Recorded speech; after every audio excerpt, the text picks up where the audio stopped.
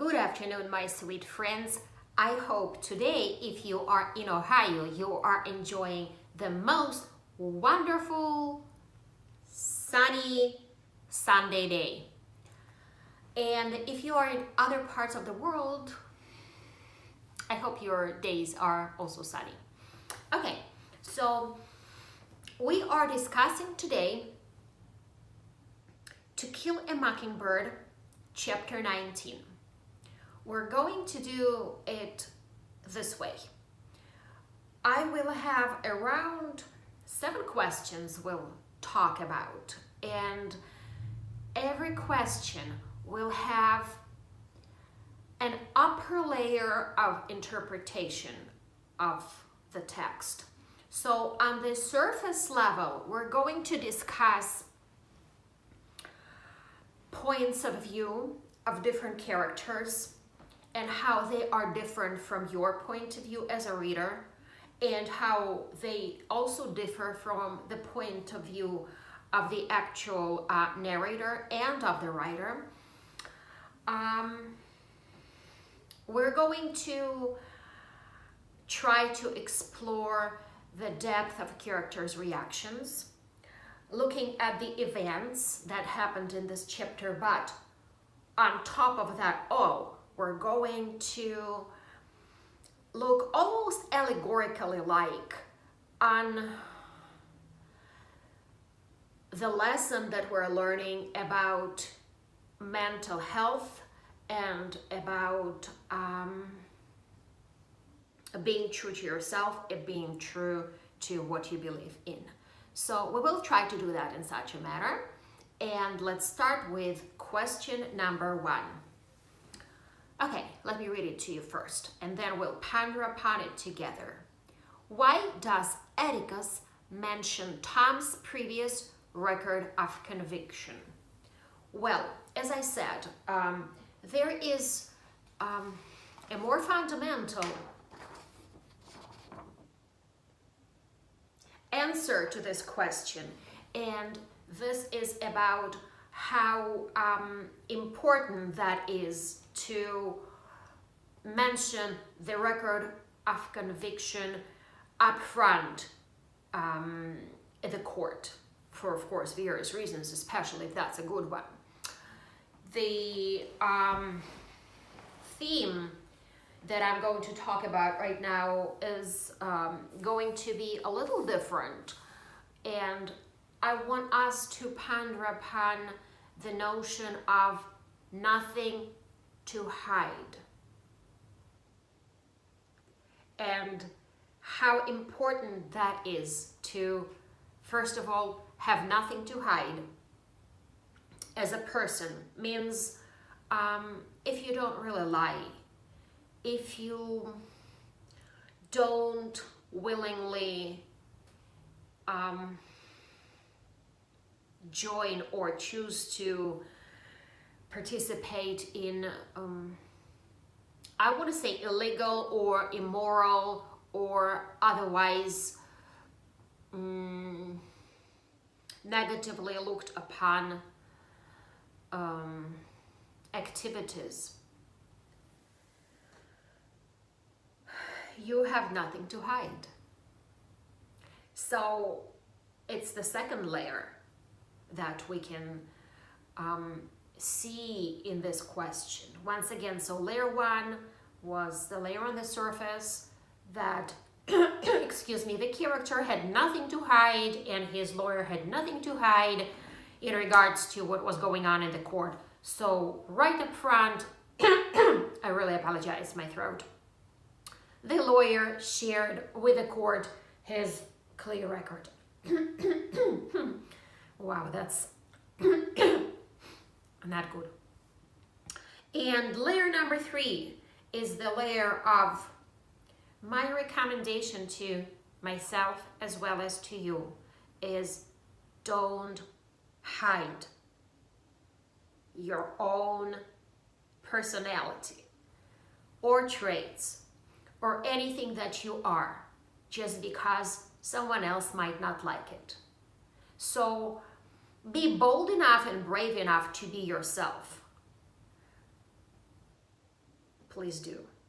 And if it's hard for you, that's what we're here for. We're here to help each other, to support each other, to ensure that we are able to be ourselves, no matter how hard it is and no matter how many people will not like it or will bully us or will be against us just because we're different in certain ways. Let's move on. Question number 2. Explain Tom's version of the events on the evening of November 21st. Duh, of course. Well, of course, on the more literal level, I want you to pause if you need and read this through and remind yourself of the events that happened in the chapter. The events, how Tom saw what was going on. So on the second level, I want you to remember that every event that's going on is seen, every event is seen and perceived differently by each character, by the reader, and by every reader would be perceived differently, as well as by the narrator, and might also be by the writer himself or herself. But on the third level that we're talking about, it's a very important, I don't want to call it a theme, it's a very important topic, it's a very important message for us to talk about, to declare, is that yes, it is hard to see events from someone else's perspective. It is not an easy thing to do. So, what can help us? Well, I would believe that step number 1 is a good thing to acknowledge. Acknowledge that it's a different thing. It's something that is not easy and that it exists in the world. My perspective would not be the same as your perspective. The way I see things will differ from the way you see things. We're not going to see things the same way. And for me to understand you, even if I won't be able to read your mind, I can acknowledge that as a fact, admit it, and tell you that it's hard for me to understand your point of view, or I do not know what your point of view is. And to add, why don't you share it with me? So when you ask a person to share the point of view with you, it allows you to avoid the situations of misunderstanding. I hope this is extremely helpful. Let's have a look. Question number 3. I have some people writing here to me, so let me just X this out first. In that moment with Mayella, and I'm sorry once again that I'm sick, Tom is in a no-win situation. Explain the subtlety of Tom's predicament. Explain the subtlety of Tom's predicament. So on the more literal level, I want you to read through the event that happened in the story. Excuse me. On the higher level, I want us to talk about what can we do in our lives when we feel in a similar situation. Not necessarily as drastic maybe as the one that Tom experienced, but even on a regular day-to-day basis, when we feel offended or when we are bullied verbally, what should we do? How should we react? What are the things that can save us? Well, there are a lot of different answers to this question, and the most important thing for us to do is probably just to raise the awareness of the fact that bullying still exists everywhere, and especially it exists a lot in school environment. Talk about it with your friends, talk about it with your teachers, talk about it with anyone you trust. Don't just hide it, don't just stay by yourself. Don't feel that you're alone in this. You're not alone. You are not alone, okay? So the funny thing here is because Tom actually was running away from what was going on. So he ran away. He didn't want to fight with the girl for various reasons, and running away was not the best answer because he could have been seen as someone who feels guilty. That's why he's running away, because he feels guilty. And so many other ideas about if it's a good thing to run away. I would leave you here with this information and move on.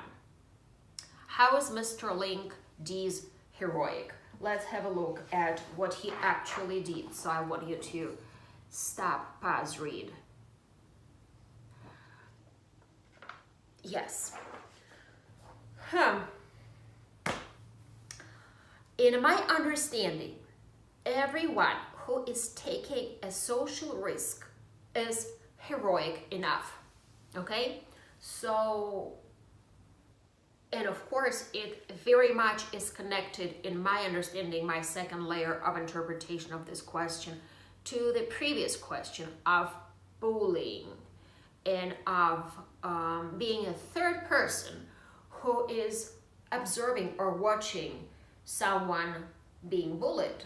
And it's always a question, to bully or to be bullied, and where are those heroes? Where are the heroes nowadays? If you see someone being bullied, what is going to be your reaction? What are you gonna do? Are you gonna take social risk? Are you willing to defend someone who is less popular? Are you willing to become less popular for doing this? These are all extremely important questions. And back then, historically, when Mr. Link Dees, he spoke up at the court openly about the case and about the worker that he had, he risked not only becoming unpopular, but he risked economical consequences for his company, for the company that he was the owner of, so on and so forth. Let's move on. Why was it a mistake for Tom to say that he felt sorry for Mayella? That's a good one.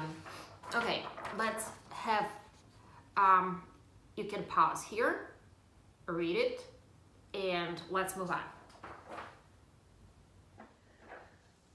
It's all the second layer of interpretation. Okay, let's start with the first layer of interpretation. The first layer of interpretation is racial.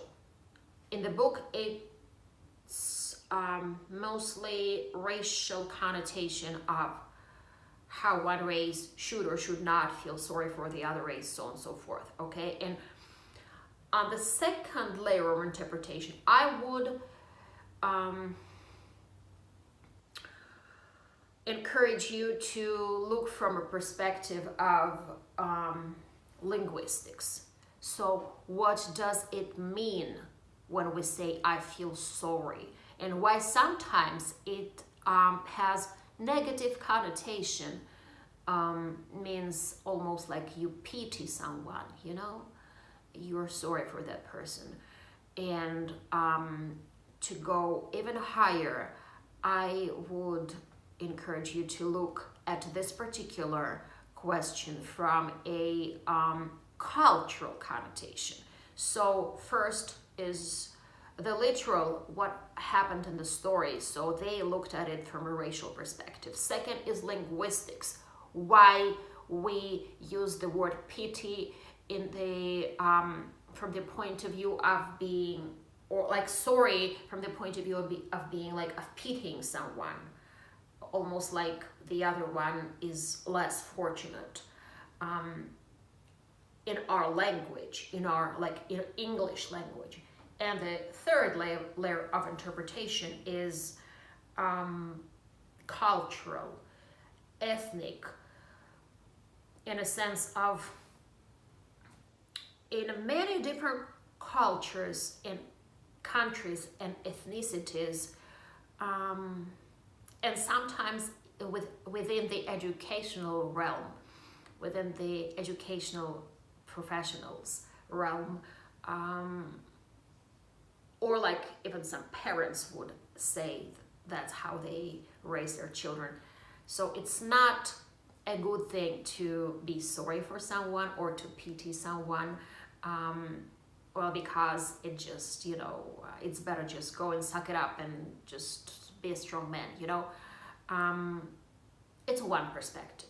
Another perspective is at times a person just needs a hug. At times a person just wants you to be there for him or for her. Just to listen. Don't give any advice. Don't try to solve the problems. Just listen. Just be there for that person and hug, or just sit there for him or for her, and that's very therapeutic. So don't look at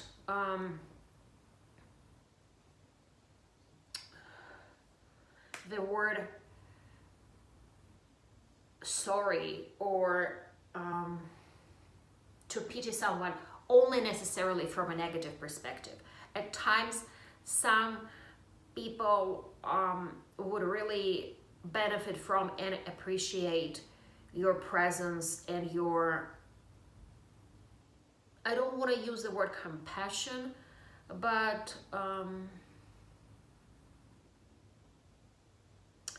ability to listen and ability to feel with the person.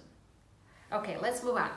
So think about it. There is no right or wrong answer to this question. And this is something that will make us open us on each other's perspectives. Okay, let's move on. I think we are number number 6, yeah. Miss Maudie once said that Atticus Finch is the same, this quotation, the same in the courtroom as he is on the public streets. What makes this such an awesome compliment? This is an absolutely awesome compliment for someone who is, here we go, authentic, who is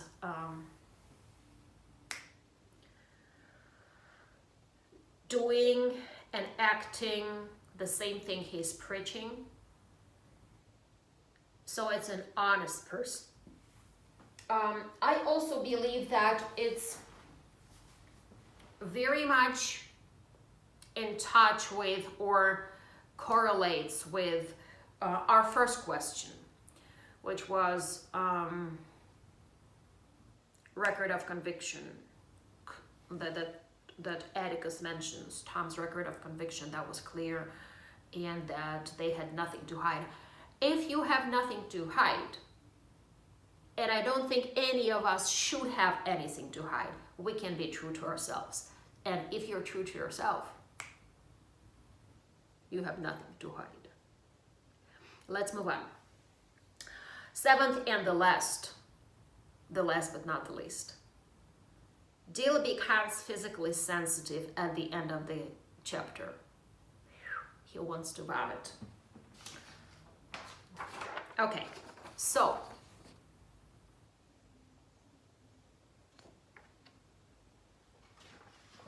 question. Is Deal too sensitive? What's the author's message in having Deal become ill? See how here we are trying to teach and learn and teach that there are different points of view and that there is also a message that the writer is trying to show us, to teach us a lesson. Not necessarily Deal's sensitivity, although different people are differently sensitive. There are people who are hypo, means not enough, or hyper, means too much, sensitive to either physical stimuli, which is the 5 and more senses. When I say 5, it's the 5 senses that we all usually talk about. And then there are senses of proprioception, means your joints, and then there is a sense of balance, and then there is a sense of hearing or feeling rather the pressure in your ears, and a lot. If you want to learn a lot about more about those issues, just let me know. We'll talk about it at different time. But then there is also an emotional aspect and a social aspect to sensitivity. Okay, so you can be more or less emotionally as well as socially sensitive to the situation. So back to the message that the writer was trying to show the readers is that Deal not necessarily was too or overly or hypersensitive, but the society back then was definitely hypersensitive to what was going on racially and politically at that time period in the United States. Having said that, if you have not yet subscribed to my channel, what are you waiting for? Yeah, subscribe and click the notification bell for sure. That's a new channel and it has a lot in it. Mostly it has educational programs, it has psychological awareness programs in both Russian and English. It has a lot of ESL language lessons, and I always welcome all the comments down below. Talk to you soon. Bye-bye.